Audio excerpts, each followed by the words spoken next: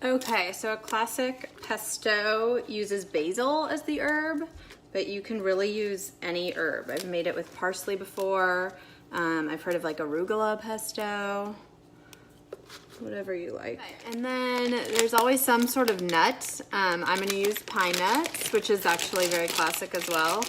But you could do walnuts, almonds, and I don't measure, I just kind of whatever.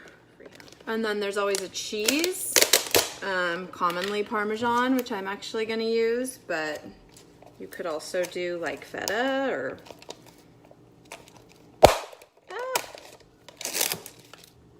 We need salt.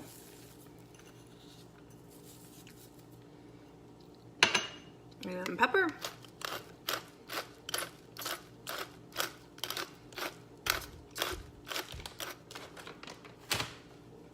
And garlic. I'm gonna do a couple of these cloves that are already peeled.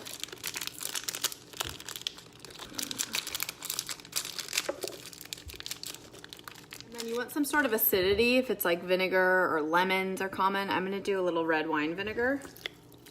That's kind of a lot.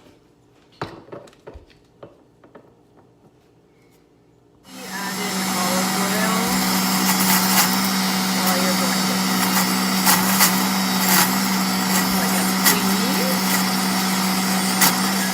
Too loud and crazy to show you, but just blend it to like the consistency you want. Can we see this?